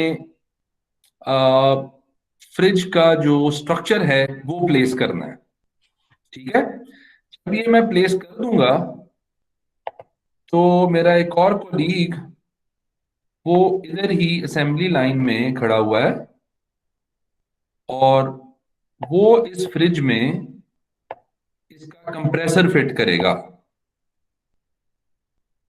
वो इस फ्रिज में कंप्रेसर फिट करेगा, ठीक है। और फिर मेरा एक और जो कोलीग है वो यहां खड़ा इस फ्रिज को कोई और इसको पेंट वेंट करेगा और इस तरीके से देखेगा, एंड उसको पेंट करके यहां वाला टेस्ट करेगा, और टेस्ट करने के बाद ये मेरी कंपनी से बाहर एक कस्टमर इसको खरीद के ले जाएगा और ये घर में जाके यूज करेगा। अच्छा, ये मेरा एक्सटर्नल कस्टमर है जो भी इसको यूज कर रहा है। मेरे लिए ये सब मेरे इंटरनल कस्टमर्स हैं। Now look at this. If the base is not correctly fixed, मेरे पास जब ये चीज आएगी, and if I am not happy with the base of the higher fridge, I will not be able to make it a good fridge because इसमें compressor सही तरह fit नहीं कर सकूंगा, लूज रह जाएगा, कोई इशू रह जाएगा। So I should be happy from here. So for this person, this is his customer who should be happy कि इसने बहुत अच्छा काम किया है। और अगर कंप्रेसर सही फिट नहीं हुआ तो पेंट करने वाला जितना मर्जी अच्छा पेंट कर दे, फ्रिज ठीक नहीं है। So he should be very happy कि यहां तक मुझे काम बहुत अच्छा मिला है। And if all of my internal customers are happy, then I'll be able to make a product which is going to make my external customer a happy customer. So these are my internal customers. You were right because you said these are our employees. But why they should be happy? They should be happy कि इन्होंने भी काम ठीक किया है। अगर यही काम ठीक नहीं कर रहे तो how can my external customer be happy? So this is the difference. और yes, you are right, इस सब चीजों के ट्रैक रखने के लिए जरूरी है कि आपका इंटरनल एंड एक्सटर्नल दोनों customer should be happy. Sir internal customer का कॉन्सेप्ट सर बैकवर्ड या फॉरवर्ड इंटीग्रेशन में नहीं आ जाता? उसमें भी आ जाता है, बिल्कुल उसमें भी आ जाता है, बिल्कुल आता है। विच मीन्स कि जब सप्लायर आपको चीज पहुंचा रहा है तो यू शुड बी हैप्पी कि मुझे अच्छी चीज मिली है। बिकॉज अगर आपको स्टेल बीफ मिला है, you will not be able to make a good beef burger, तो you should be happy. But again आपका बर्गर का बन भी बेहतर होना चाहिए, उसकी केचप भी ठीक होनी चाहिए, इंटरनली आपके जो प्रोसेस हैं वो भी ठीक होने चाहिए, then your external customer is going to be happy. Yes, वो बिल्कुल आता है, वो पूरी चेन आती है। हमने सप्लाई चेन पढ़ी थी ना पूरी, वो सारी की सारी चेन इसमें आती है, that all of them should be happy. But mainly जब आप अपने एम्प्लॉय को कह रहे होते हो कि वो आपका इंटरनल कस्टमर है, तो उसका मतलब ये होता है। सर्विसेज में भी जी सर वो जो आपने मुझसे क्वेश्चन पूछा था कि वो हायर वाला बंदा इंटरनल है या एक्सटर्नल है, तो उसका आंसर एक्सटर्नल था। वो एक्सटर्नल था, यस। अच्छा, मतलब मुझे मगर इस एग्जांपल से क्लियर नहीं हुआ मतलब वो किस तरह एक्सटर्नल था, क्योंकि वो तो उस प्रोसेस का इन्वॉल्व है और ऑर्गेनाइजेशन का हिस्सा है। मतलब देखिए जब हाँ। इसके अंदर कॉन्सेप्ट ये कि आप एक्सटर्नल इंटरनल कस्टमर्स दोनों को गेज करते हैं। नहीं, लेकिन मैं आपको इसलिए कि वो तो एज अ कंज्यूमर है, अब वो कंज्यूमर है, वो कंज्यूम कर रहा है फ्रिज को।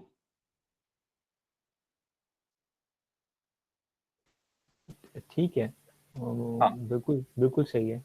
उसकी उसकी कंजम्पशन की हैप्पीनेस जो है वो एक्सटर्नल कस्टमर की हैप्पीनेस है। ठीक है, सही। हाँ, वो लेकिन मैन्युफैक्चरिंग में इन्वॉल्व नहीं है ना, इसलिए वो इंटरनल नहीं है। हाँ, मैन्युफैक्चरिंग में इन्वॉल्व नहीं है, सप्लायर नहीं है। हम्म, हाँ, एज एन एम्प्लॉय वो अपनी कंपनी से कितना खुश है कितना नहीं खुश, तो शायद हम कह सकते हैं कि वो इंटरनल कस्टमर की हद तक कह रहा है। मसलन जब आप उससे पूछते हैं कि हायर की फ्रिज अच्छी बनती है, तो कहता है बहुत अच्छी, मैं खुद बनाता हूँ और बड़ा अच्छा सारे काम करते हैं। That means now he is talking as an internal customer.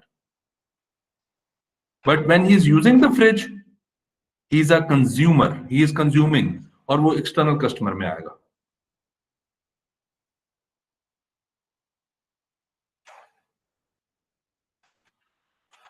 Okay, मैं अटेंडेंस ले लूं, उसके बाद will take some more questions.